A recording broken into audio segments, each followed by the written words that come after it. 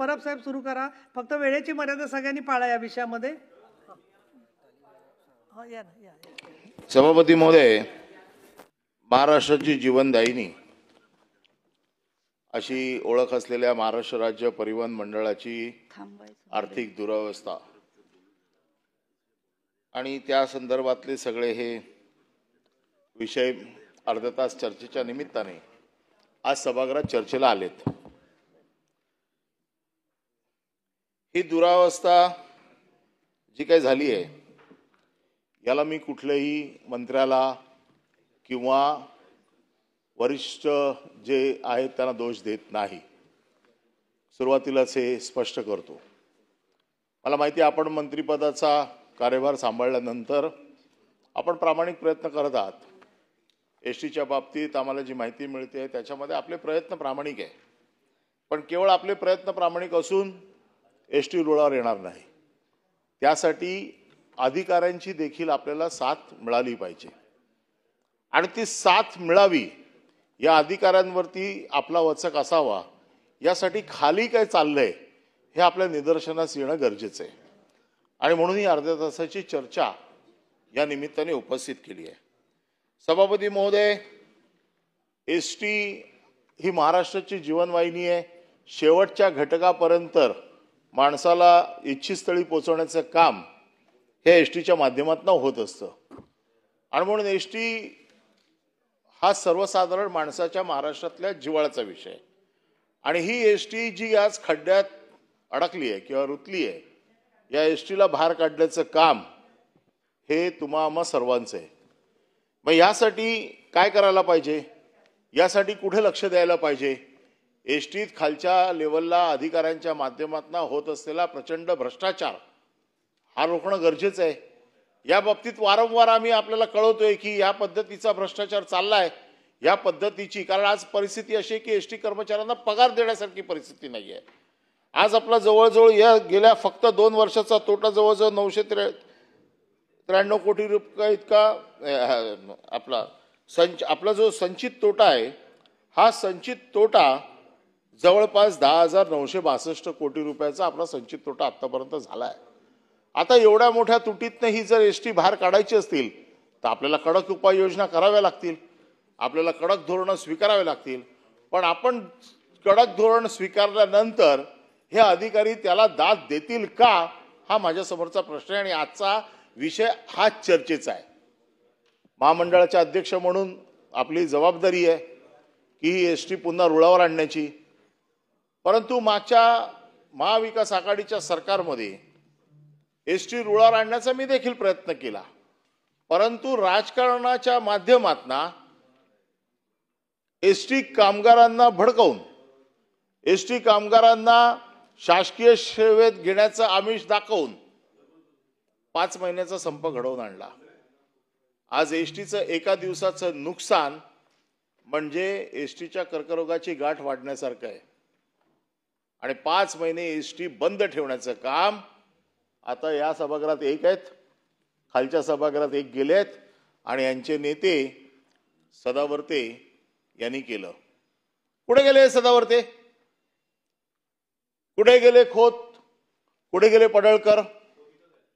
नाही कुठे गेले म्हणजे बाहेर गेले, ते बोलवायचंय त्याला. आता विषय असा आहे, आता एसटी कर्मचाऱ्यांच्या बाबतीत त्यांना कुठलं दुःख होत नाहीये.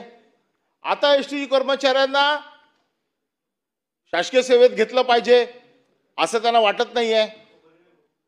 विरोधी सरकार असताना त्यांना असं वाटत होतं की नाही, एसटी कर्मचाऱ्यांना सरकारी सेवेमध्ये घेतलंच पाहिजे. आता त्यांची वाचा कुठे गेली? आता त्यांचा आवाज काय येत नाहीये? आता कुठे गेले ते सदावर्ते? डंके के चोट पे मी एसटी कर्मचाऱ्यांना सरकारी सेवेमध्ये घेणारच, सरकारी कर्मचारी म्हणून घेणार असे म्हणणारे सदावर्ते गेले कुठे? खोत गेले कुठे? आता फक्त डोळे वटारले तर ताटाखालचं मांजर होऊन गपचूप बसलेले आहेत. त्यांची तेवढी हिंमत नाही आता एसटी कर्मचाऱ्यांसाठी रस्त्यावरती उतरण्याची. नाही मला हाक मारायचीच होती तुम्हाला. एसटीचं चाक जोपर्यंत कर्मचाऱ्यांना सरकारी कर्मचारी म्हणून घेत नाही तोपर्यंत एसटीचं चाक बाहेर पडू देणार नाही. तुमचीच गोष्ट होती. चाक फिरणार नाही. काय जाऊन तिकडे जाऊन आझाद मैदानावर झोपले काय, 15 दिवस त्यांच्याबरोबर राहिले काय. अरे करा ना आता. आता तुमचं सरकार आहे ना. काय झालं आता. आता एसटी कर्मचाऱ्यांच्या बद्दलचं प्रेम गेलं कुठे. आणि या एसटी कर्मचाऱ्यांना जर जगवायचं असेल ना तर पहिले एसटी जगली पाहिजे, मग एसटीचे कर्मचारी जगतील. परंतु एसटीच्या कर्मचाऱ्यांच्या माध्यमातून त्यांच्या गळ्यावरती सुरी फिरवून तुम्ही एसटी मारली असा माझा तुमच्यावरती आरोप आहे. एसटी तुमची नाही आहे, एसटी सर्वसामान्य माणसाची आहे. परंतु तुम्ही राजकारणासाठी मारली. तुमचं राजकारण तुमच्या राजकारणाच्या पोळ्या शेकाव्यात म्हणून तुम्ही एसटी कर्मचाऱ्यांचा बळी घेतला. आज हजारो एसटी कर्मचारी आज कर्जबाजारी झालेत. ते तुमच्यामुळे झालेले आहेत. कारण तुम्ही त्यांना 5 महिने देशोधडीला लावलं, 5 महिन्याचा पगार मिळाला नाही. आणि तुम्हाला माहिती आहे, मला माहिती आहे की एसटी कर्मचाऱ्याला 1 महिन्याचा जर पगार मिळाला नाही तर सावकारी कर्जाकडे वळण्याशिवाय त्याच्यासमोर दुसरा पर्याय नाही आहे. आणि ह्या गोष्टीला हे जबाबदार आहेत सगळे. आणि ह्यांची जबाबदारी आता घेण्याला कोणी हिंमत नाही यांची. कारण ह्यांची राजकीय पोळी शेकून झाली. कसले एसटी कर्मचारी, कोण एसटी कर्मचारी, आता काय त्यांच्याशी घेणं देणं आहे. हा एक जरी विषय असला तरी एसटी नुकसानीत घालण्याचं काम जे अधिकारी करतायत यांच्या बाबतीमध्ये मी मुख्यमंत्र्यांना पत्रव्यवहार केलाय. मी परिवहन मंत्र्यांकडे माझी कॉपी पोचली की नाही मला माहीत नाही, पण मुख्यमंत्र्यांची कॉपी जी दिली होती त्याची एक प्रत परिवहन मंत्र्याकडे दिली होती. तरी देखील आज रेकॉर्डवरती सांगतो. कारण एसटी जगली पाहिजे ह्या मताचे ते आहेत. मग जगायची असेल तर एसटीसाठी काय काय करायला पाहिजे. आज आपण एसटीचा पूर्ण पगार पण देऊ शकत नाहीये अशी परिस्थिती आहे. आपण फक्त निव्वळ पगार देतोय. मागच्या अधिवेशनामध्ये त्यांच्यावरती नामुष्की आली की प्रॉव्हिडंट फंडचे पैसे न भरल्यामुळे गुन्हा दाखल होऊ शकतो, अटक झालेली आहे. आणि प्रॉव्हिडंट फंडचा कायदा तर अतिशय स्पष्ट आहे. जर कामगारांचे पैसे कापले आणि ते भरले नाहीत तर गुन्हा दाखल होऊन जो कोण संचालक असेल किंवा जो कोण प्रमुख असेल त्याच्यावरती अटकेची कारवाई होऊ शकते. म्हणजे एसटी कर्मचाऱ्यांची आज पूर्ण पैसे देण्याची देखील आमची आर्थिक क्षमता आज नाहीये अशी परिस्थिती आहे. आणि असं असताना देखील आपण काय करतोय. एसटीच्या गाड्या, मी पण मंत्री होतो, मला माहिती आहे की काही गाड्या एसटीच्या जरूर कंत्राटी पद्धतीवर दिल्या पाहिजेत. त्याचं कारण असं आहे की काही रूट्स आपले जे असे आहेत की ज्या रूट्सवरती असं करणं आपल्याला बंधनकारक आहे. कारण गरजेचं आहे. कारण त्या गाड्या तुमच्याकडे परवडत नाही. परंतु एसटीचे कित्येक कर्मचारी, आज आपली स्वतःची कार्यशाळा आहे, आपण स्वतःच्या गाड्या बांधत नाहीये, आपण कंत्राटी गाड्या घेतोय. पण कंत्राटी गाड्या कुठल्या घ्यायच्या, कशा घ्यायच्या याचे देखील काही नियम आहेत, काही आहे. परंतु इकडे चाललंय काय, कंत्राटी गाड्या घेण्यासाठी अधिकाऱ्यांचं सिंडिकेट झालेलं आहे. या सिंडिकेटने 1310 बसेस खरेदी करण्याचा घाट घातला. त्या अधिवेशनामध्ये मी विषय काढला. त्यावेळेला तत्कालीन मुख्यमंत्र्यांनी सांगितलं याच्यामध्ये बिलकुल घोटाळा नाही आहे, हे सगळं बरोबर आहे, याच्यात काय चूक आहे, याच्यात या मंत्र्यांचा काही संबंध नव्हता. कारण ते यायच्या अगोदरच हा सगळा कार्यक्रम, जो काय कार्यकाल थोडा बहुत मिळाला होता, म्हणजे 2020 ओव्हर्समध्ये जास्त रन काढून गेलेले अध्यक्ष होते ना, त्यांनी कार्यक्रम करून टाकला होता. आणि ह्या 1310 गाड्या ज्या वेळेला आम्ही सांगतोय, ओरडतोय की हे कार्टल करून जे महामंडळाचं 2000 कोटी रुपयाचं नुकसान होते हे थांबवा. परंतु नाही, आमचं सगळं बरोबर आहे. मग ज्या वेळेला सरकार बदललं, परत नवीन मुख्यमंत्री आले, मुख्यमंत्र्यांकडे ही फाईल गेली, त्यावेळेला मुख्यमंत्र्यांनी या सगळ्याची चौकशी केली आणि मुख्यमंत्र्यांना या लक्षात आलं की हा प्रचंड मोठ्या प्रमाणात घोटाळा आहे. आणि मग आत्ताच्या असलेल्या मुख्यमंत्र्यांनी त्याला पहिली स्थगिती दिली आणि नंतर हे कंत्राट रद्द केलं. म्हणजे हे जर मुख्यमंत्र्यांच्या निदर्शनास आलं नसतं आणि मुख्यमंत्र्यांनी हिंमत दाखवली नसती तर हा 2000 कोटीचा घोटाळा हा पचणार होता, झालाच होता. फक्त केवळ आत्ताच्या मुख्यमंत्र्यांनी तो थांबवला म्हणून हे थांबवलं. या बाबतीत जे जबाबदार अधिकारी आहेत, मुख्यमंत्र्यांनी इकडे कबूल केलं होतं की जे जबाबदार अधिकारी आहेत या जबाबदार अधिकाऱ्यांवरती आम्ही कारवाई करू. मी गेले कित्येक दिवस त्याचा पाठपुरावा करतोय, परंतु आजपर्यंत कुठलाही या अधिकाऱ्यावरती चौकशी किंवा कारवाई झालेली नाही. मला या चर्चेच्या निमित्ताने पुन्हा एकदा मुख्यमंत्र्यांना आणि परिवहन मंत्र्यांना विचारायचं आहे की ज्या वेळेला मुख्यमंत्री स्वतः याच्यात म्हणतायत की ह्याच्यात गडबड झालेली आहे आणि ही गडबड 2020 ओव्हर्स मध्ये झालेली आहे. 2020 ओव्हर्स मध्ये जे बसले होते त्यांनी पटापट पटापट पटापट मारले रन्स, आणि मग कारवाई कोणावरती होणार? ज्या अधिकाऱ्यांनी कार्टल केलं 2000 कोटीचा नुकसान, एसटीला परवडणारं नाहीये. एसटी अशीच खडखडते, हॉर्न सोडून बाकी पूर्ण एसटी वाजते, फक्त तिचा हॉर्न वाजत नाहीये. अशा एसटीला 2000 कोटीचा खड्डा, 2000 कोटीचं नुकसान परवडणार आहे का? आणि या बाबतीत आपण मुख्यमंत्र्यांनी कबूल केलेलं आहे त्या चौकशीचं काय झालं याचं उत्तर आम्हाला अपेक्षित आहे. हे झालं. त्याच्यामध्ये तर नावच दिली होती आम्ही की याला कोण कोण जबाबदार आहे. याला जबाबदार डॉक्टर माधव कुसेकर, उपाध्यक्ष व्यवस्थापकीय संचालक, गिरीश देशमुख वित्तीय सल्लागार व मुख्य लेखा अधिकारी, नितीन मैन प्रभारी महाव्यवस्थापक वाहतूक, नंदकुमार कोलारकर प्रभारी महाव्यवस्थापक अभियांत्रिकी. या सगळ्यांचं हे कार्टल होतं. यांची चौकशी झाली का? तुम्ही करा चौकशी. नसेल तर सांगा की हे कोणीच चोरी केलेली नाहीये, या लोकांनी कार्टल केलं नाहीये. मग एक तर मुख्यमंत्री खोटं ठरतील किंवा मुख्यमंत्रींनी जो काय आक्षेप घेतलेला आहे, मुख्यमंत्र्यांनी ज्या कारणास्तव टेंडर रद्द केलंय, याचा काय तो एकदा दूध का दूध पाणी का पाणी होऊ जाऊ देत ना. तुम्ही आमच्याकडे इथे या सभागृहामध्ये, हे सभागृहाचं महत्व आहे. आज ते त्याच्या गट नेत्यांच्या बैठकीत हा विषय होणारच आहे. या सभागृहाला काय महत्व आहे की नाही? या सभागृहात जो प्रश्न विचारला जातो, ज्या वेळेला मुख्यमंत्री त्याचं उत्तर देतात आणि मुख्यमंत्री मान्य करतात भ्रष्टाचार झालाय, ते अधिकारी अजूनही सैल सोडलेत, त्या अधिकाऱ्यांवर आजही कुठली कारवाई नाहीये. मग कशाला मुख्यमंत्र्यांच्या या उत्तराकडे महाराष्ट्राच्या जनतेने आशेने बघायचं नाही? मुख्यमंत्र्यांनी एकदा सांगितलंय 100% यांच्यावरती कारवाई होईल किंवा कारवाई होणार नाही. आमचं असं म्हणणं नाहीये की अगोदरच कारवाई करा म्हणून.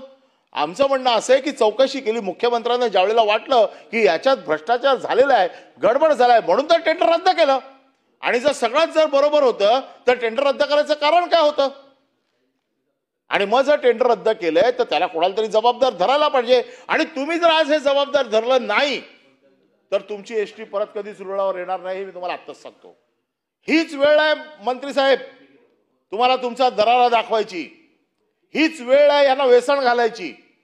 कारण पहिल्या स्ट्रोक मध्येच मुख्यमंत्र्यांनी त्यांना चाप लावलेला आहे. हा चाप सैल होऊ देऊ नका. हा चाप जर सैल झाला तर कोणी तुमचं ऐकणार नाही, कोणी तुम्हाला बदणार नाही, कोणी तुम्हाला दबणार नाही. आणि हे 2 अधिकारी मैंद व कोलारकर हे उपमहाव्यवस्थापक दर्जाचे अधिकारी आहेत, शासकीय आहेत. गमतीचा भाग म्हणजे महामंडळाचे सुरक्षा दक्षता खाते अशी चौकशी करते. त्यांचं इंटरनल व्हिजिलन्स जो आहे, या व्हिजिलन्सचे प्रमुख तेच आहेत. काय चौकशी करणार? जो म्हणजे जो इन्चार्ज आहे चोरी पकडणारा, तो जर चोरी करत असेल तर त्याला पकडणार कोण? ठाणेदारच चोर निघाला, मग त्याला पकडणार कोण? आणि म्हणून माझी आपल्याला नाही, हे ठाणेकर आहेत पण सध्या ठाणेदार आहेत. नाही, हे ठाणेदार नाही, त्याच्यापेक्षा वरती आहेत. यांचा पूर्ण अधिकार आहे. आणि ह्यांना जे अधिकार आहेत या अधिकारात ते काही करू शकतात, कारण हे मंडळ हे स्वायत्त आहे. मंडळाचे अधिकार शासनाच्या अधिकारांपेक्षा वेगळे आहेत. त्याच्यामुळे त्यांनी घेतलेल्या निर्णयाला कोणी आव्हान देऊ शकत नाही. आणि म्हणून हे मुद्दे आपल्या समोर आणलेले आहेत. आता ई बसचा घोटाळा झाला. ई बस ज्या वेळेला आपण प्रपोजल दिली, 5050 बसेस आपण घेतोय असं आपण ठरवलं. आपली कंडिशन काय होती? टेंडर कंडिशन की याच्यामध्ये बस उत्पादक आले पाहिजेत. आले का बस उत्पादक? कोणासाठी टेंडर काढलं तुम्ही? टेंडर काढलं तुम्ही बस उत्पादकांसाठी, कारण बस उत्पादकांकडनं डायरेक्ट जर खरेदी केल्या तर आपल्याला कन्सेशन मध्ये मिळणार. हे सगळा घाट घातला कोणासाठी?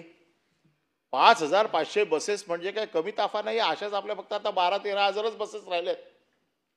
मला वाटतं 12,000 पण पूर्ण चालत असतील क्षमतेने, याच्या बाबतीत मी साशंक आहे. पण त्याच्यात 5,000 बसेस नवीन घ्यायचा आहे. महामंडळावरती प्रचंड मोठा आर्थिक ताण येणार आहे. शासन महामंडळाला मदत करताना किती आकडता हात ठेवतं हे मी बघितलेलं आहे.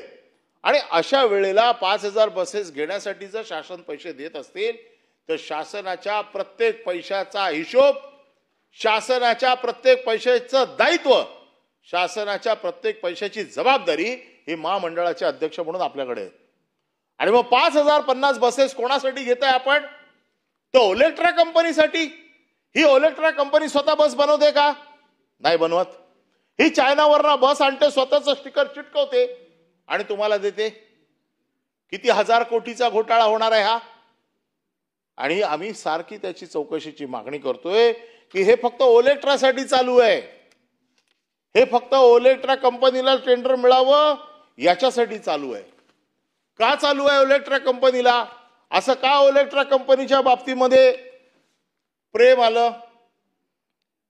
तर महामंडळाचं EPKM आपल्याला उत्पन्न 54 रुपये आहे याची पूर्ण कल्पना असताना आपल्याला माहिती आहे की पर किलोमीटर आपल्याला 54 रुपये मिळतात. मग 54 रुपये मिळतात, आपण कॉन्ट्रॅक्टरला देतोय किती? 78 रुपये. 54 रुपये आपलं उत्पन्न आहे, आपण देतो 78 रुपये. कुठला हे प्रेम? कुठल्या टोकाला? आणि सगळ्या देशामध्ये आपला हा रेट जास्त आहे. म्हणजे प्रत्येक किलोमीटरच्या मागे 24 रुपयाचा तोटा. अगोदरच 10,000 कोटीचा संचित तोटा आणि पुढच्या 10 वर्षासाठी एसटी पूर्ण नेस्तनाबूत करण्याचं काम. म्हणजे पुढच्या 5 वर्षामध्ये एसटी नावाचा प्रकार महाराष्ट्रात होता हे आपल्या मुलांना आपल्याला सांगावं लागेल. कारण प्रत्येक किलोमीटरला 24 रुपये नुकसानीत घालतात एसटी. प्रत्येक किलोमीटरला 24 रुपये जर नुकसानीत गेली, काय ही एसटी उभारी घेणार? कशी घेणार? याला जबाबदार कोण? याला कोणतरी विचारणार आहे की नाही? आणि ह्या बसेस कुठे धावणार आहेत? चांगल्या रूटवर नाही धावायच्यात. या रूटवरती सगळ्या ज्या रूटला कोण विचारत नाही, ज्या रूटला म्हणजे कदाचित तुम्हाला पॅसेंजर नाही मिळाले, तुम्हाला ही सगळी व्यवस्था करायची आहे. त्याच्यामध्ये त्यांच्या चार्जिंगची व्यवस्था करायची आहे. जिथे चार्जिंग अवेलेबल नाही अशा रूटला पण जातील. आणि 200 किलोमीटर चालवता येईल अशी आपली साधारण चार्जिंगची आजच्या तारखेला परिस्थिती आहे. तरी देखील 400 किलोमीटरचे 78 रुपये द्यायची हमी आपण त्यांना दिलेली आहे. 200 किलोमीटरची आपली क्षमता आहे चार्जिंगची. आपण त्यांना देतोय किती? 400 किलोमीटर पर बस आपण 78 रुपयाच्या हिशोबाने देतोय. सरनाईक साहेब, आपल्याकडनं अपेक्षा आहे. हे काय चाललंय? 78 रुपये आपण त्यांना देतोय जिथे आपलं उत्पन्न 54 रुपये आहे. 200 किलोमीटर चालेल की नाही आपल्याला गॅरंटी नाही. आता तुमच्या गाव खेड्यामध्ये समजा मी पाठवली तिकडे कुठेतरी एसटी, तिथे चार्जिंगची व्यवस्था वेगळी नसेल, गाडी उभी राहिली तरी तुम्हाला 78 रुपयाच्या हिशोबाने 400 किलोमीटरचे पैसे द्यायचे. हे कॉन्ट्रॅक्ट मध्ये कोण तपासतंय? कॉन्ट्रॅक्ट कोण अधिकारी आहेत हे ज्यांनी या गोष्टी मान्य केल्या? कशाच्या आधारावरती केल्या? तुमची काही इंटरनल ऑडिटची टीम आहे की नाही? हे कोण तुम्हाला सांगत नाहीत की हे नुकसानीचे धंदे करू नका म्हणून? हे नुकसानीचे धंदे तुम्ही जाणून बुजून करताय. एसटी तुम्ही स्वतःहून खड्ड्यात घालताय. 78 रुपये देऊन तुम्ही पूर्णपणे एसटीचा बंदोबस्त केलाय 22 किलोमीटरसाठी. म्हणजे कसं आहे, प्रत्येक बस जर 200 किलोमीटर धावली तर महामंडळाला 4,800 रुपये पदरचे भरावे लागतील. त्याशिवाय न धावताही 22 किलोमीटरसाठी 15,600 इतका भुर्दंड द्यावा लागेल. हे आकडे मी कुठून घेतले आहेत? हे आकडे मी त्यांच्या कॉन्ट्रॅक्ट मधनच घेतलेले आहेत. त्याच्यामुळे या आकड्याला काय आव्हान द्यायचा काय प्रश्न नाही आहे. नाही तर प्रत्येक गोष्टीत आजकाल डेमो द्यावा लागतो, पुरावे द्या. आणि असं आहे, जर एका बस मागे जर आपल्याला 20,400 रुपयाचं जर नुकसान होत असेल तर साहेब आपली इष्टी कशी येणार? जसं मी काल प्रवीण दरेकरांच्या बाबतीत सांगितलं, खूप बिचारे मेहनत करतायत स्वयंविकासासाठी, पण हे झारीतले शुक्राचार्यांचे डोळे जोपर्यंत तुम्ही फोडत नाहीत, हे जोपर्यंत तुम्ही उडवत नाहीत, तोपर्यंत हे जे काय पाणी जे आहे ना तुम्ही भरताय ना शासनाचं, त्या झारीतनं बाहेर येणार नाही. सन्माननीय सदस्य अनिल परब साहेब, आपण खूप चांगलं बोलतायत, पण थोडंसं पॉइंटेड मुद्दे मांडा. इतरही आता हे भ्रष्टाचाराचे मुद्दे कसले आहेत?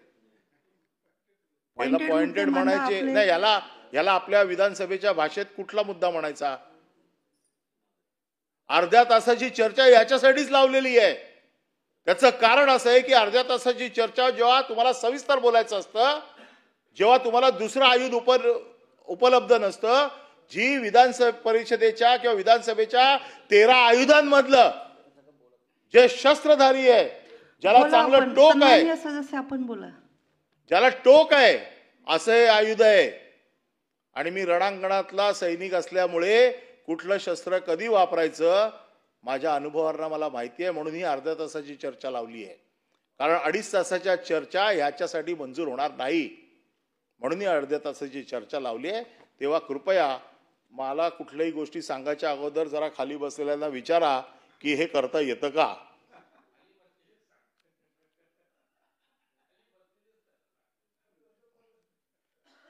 आणि म्हणून भ्रष्टाचार रोखणं गरजेचं आहे, अनियमितता रोखणं गरजेचं आहे, आणि हे काम साहेबांना करायचं आहे. आमचं एवढंच म्हणणं आहे. कारण शेवटी उत्तर कोणाला द्यायचंय? उत्तर त्यांना द्यायचंय. कोणी एमडी किंवा कोणी उत्तर द्यायला येत नाही सभागृहात मंत्र्याला जबाबदार धरलं जातं. आणि मग अशा वेळेला ह्या सगळ्या गोष्टींची चौकशी करून जे जे नुकसानीला कारणीभूत आहे, ज्याने ज्याने नुकसान केलेलं आहे, ज्याने ज्याने या नुकसानाला खतपाणी घातलंय, या सगळ्यांवरती कारवाई व्हायला पाहिजे.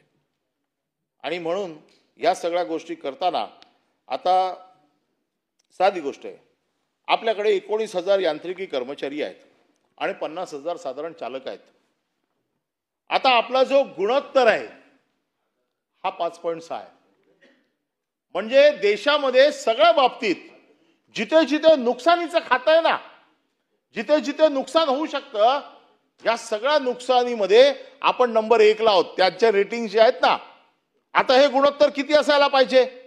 तुम्ही गुजरातचं काढा, तुम्ही मध्य प्रदेशचं काढा, तुम्ही दिल्लीचं काढा, तुम्ही बँगलोरला जाऊन आला होतात, बँगलोरचं काढा, बँगलोरचे बस स्फोट कसे आहेत ते तुम्ही बघितलेले आहेत.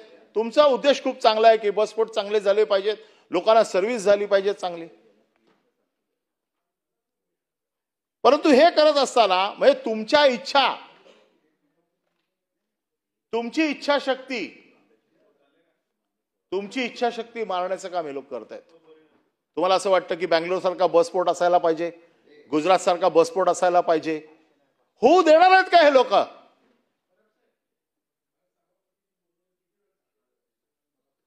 मला काय, मी 10 मिनिटात संपवीन. नाही, आपल्याला जायचं असेल तर मी पण येतोच आहे, चला. आणि म्हणून माझं म्हणणं असं आहे की ह्या सगळ्याची चौकशी, हा गुणोत्तर कसा सुधारायचा, हा गुणोत्तर खाली आणण्यासाठी आपल्याला काय काय करायला पाहिजे, या सगळ्या गोष्टींची आपल्याला काळजी घेतली पाहिजे. मी एवढंच सांगू इच्छितो की हे जे भ्रष्टाचाराचे स्तोत्र आहेत, हे पत्राची कॉपी मी आपल्याकडे पाठवतो, कारण वरून मला आदेश आलेला आहे, सभापतींचा आदेश उच्च असतो, तो मला नाकारता येत नाही. वाहतूक, भांडार, खरेदी, लेखा खातं अधिकारी करीत असलेली लूट. आपण सध्या टेक्नॉलॉजीमध्ये जगतोय. डिजिटलायझेशनचा प्रयत्न मी देखील केला होता. आज आपली जी काय सेंट्रल एजन्सीज ज्या आपल्या जिथून आपण खरेदी करतो, जिथे आपण सगळा काय लेखाजोखा, आजही आपल्याकडे एका डॅशबोर्ड वरती सगळं नाही आहे. जर तुम्हाला असं वाटलं मंत्री म्हणून की मला बघायचंय की यवतमाळ डेपोमध्ये आपले किती टायर राहिले आहेत, किती भंगार आहे, काय आहे, आपल्याकडे आजही व्यवस्था नाही. साहेब, ती पहिली करा, त्याच्यावरती पैसे खर्च करा, ज्याच्यामुळे कंट्रोल येईल. हे सगळे संस्थानिक झालेत आपापल्या डेपोचे, हे सगळे माजलेत तिथे बसून. त्यांना असं वाटतं आम्हाला विचारणारं कोण नाहीये.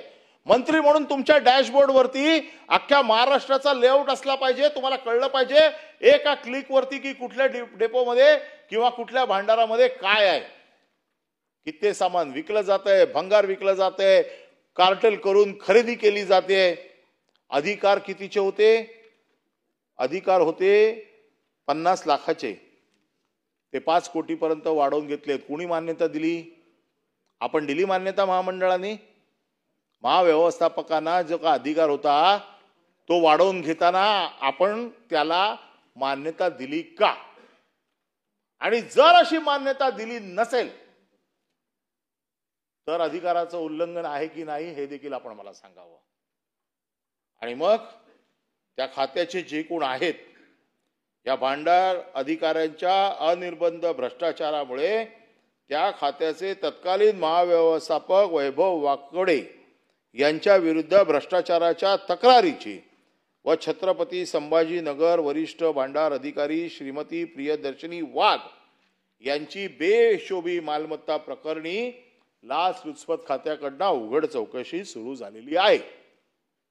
आरोप काय त्यांच्यावरती? म्हणजे हे तर मी आरोप कामगारांकडनं ऐकलेत की ते दोघे पैसे घेतात, जे 2 अधिकाऱ्यांवरती उघड चौकशी चालू आहे, आणि बाई काय घेतात? सोनं. आता काय करायचं? हे सगळे अधिक म्हणजे कामगारांचे आरोप आहेत, संघटनांचे आरोप आहेत, आणि ते लोक सांगतात आम्हाला चौकशीला बोलवा, आम्ही सांगतो. तुम्ही चौकशीला बोलवा तर खरं आम्हाला, परंतु कोणी त्याची दाद घेत नाही. लाचलुचपत खात्याकडे तक्रारी केलेल्या आहेत, त्याची चौकशी चालू झाली आहे, त्यांची चौकशी चालू झाली आहे, पण आपली चौकशी होत नाहीये. का नाही आपली चौकशी होत? आपल्याकडे डिपार्टमेंट आहे, आपल्याकडे एक IPS लेवलचा अधिकारी असतो. या अधिकाऱ्याचं काम काय? या अधिकाऱ्याचं काम हेच आहे की महामंडळामध्ये जो काय भ्रष्टाचार चाललेला आहे, जो काय चोऱ्या चाललेल्या आहेत, महामंडळामध्ये जे काय अनधिकृत काम चालू आहे याला आळा घालण्याचं काम त्या व्हिजिलन्सवाल्यांचं असतं. त्या व्हिजिलन्सचा एक अधिकारी IPS दर्जाचा असतो, तो पनिशमेंट पोस्ट म्हणून बघतो त्याच्याकडे. त्याला काही इच्छा नसते, कारण त्याला माहिती आहे की वरून मला काही मदत मिळणार नाहीये, तर आपण तरी कशाला याच्यात हात घाला. आणि ज्या अधिकाऱ्यांकडनं हे सगळे चौकशी चालू आहे ज्यांच्याकडनं, त्यांची चौकशी आपल्याकडनं पण व्हायला पाहिजे, आपण पण बघायला पाहिजे त्यांच्याकडे. कित्येक मशीनची कृष्णा टूलची 10 लाख रुपयाची मशीन फाउंडेशनसाठी घेतली, स्क्रॅप मध्ये पडल्यात. अशा 10 लाखाच्या कित्येक मशीन वेगवेगळ्या डेपोमध्ये स्क्रॅप मध्ये पडलेल्या आहेत. आणि म्हणून अशा सगळ्या ज्या स्क्रॅप मध्ये पडलेल्या मशीन्स त्या का घेतल्या, कशासाठी घेतल्या, याचा काय उपयोग, कोणाच्या शिफारसीने घेतल्या, मंडळाचं त्याला अप्रुव्हल आहे की नाही, या सगळ्या गोष्टींमध्ये आपण लक्ष देणार आहोत की नाही. वेगवेगळ्या वेळेला विधानसभेमध्ये, विधान परिषदेमध्ये हे प्रश्न येतात. आता खाली जो विधान परिषदेमध्ये प्रश्न विचारला गेला होता त्या उत्तराला शासनाने 3 अधिकाऱ्यांची उघड चौकशी चालू केली. जयेश बामणे उपमहाव्यवस्थापक नियोजन, वीरेंद्र कदम उपमहाव्यवस्थापक माहिती तंत्रज्ञान, प्रियदर्शनी वाघ वरिष्ठ भांडारक छत्रपती संभाजीनगर यांची चौकशी पुन्हा एकदा सांगतो खालच्या सभागृहात देखील मागितली गेली, या सभागृहात देखील मागितली गेली. अजूनही यांच्या चौकशीच्या बाबतीमध्ये कोणी काही उत्तर देत नाही. हे झालं भांडार, हे झालं गाड्या खरेदी, हे झालं भ्रष्टाचाराचं मूळ स्तोत्र. परंतु वाहतूक खातं त्यांचं जे आहे, जे ट्रॅफिक मॅनेजमेंट, हे देखील भ्रष्टाचारात बुडलंय. तुमचे रूट्स ठरवण्याचं काम ते करतं. हे रूट्स सगळे प्रायव्हेट जे चालवणारे आहेत त्याला अलाइन करून केलेले आहेत. जोपर्यंत त्यांच्या बसेस सुटत नाहीत तोपर्यंत यांच्या बसेस सुटत नाहीत. मी किती बसेस डेपोवरती त्यावेळेला स्वतः जाऊन बघितलं होतं, त्यांच्या शीट्स बघितल्या होत्या, त्यांच्यावरती कसं काम होतं ते बघितलं. मी छाती ठोकपणे सांगू शकतो हे सगळे तिकडचे जे डेपो मॅनेजर असतील किंवा डेपोचे जे प्रमुख असतील, ह्या सगळ्यांचं सगळं दुकान व्यवस्थित चालू आहे. कशी एसटी येणार प्रॉफिटमध्ये? आणि त्याच्यात मग आहेतच खोदसारखे बसलेले, जर कुठे रुळावर येत असेल तर परत ढकलायला.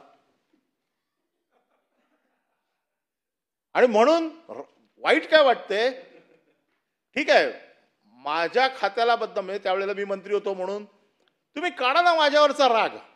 माझ्यावरती बोला, माझ्यावरती काय आरोप करायचे ते करा. त्या एसटी कामगारांचा बळी घेतलाय तुम्ही, ते जीवानिशी गेलेत.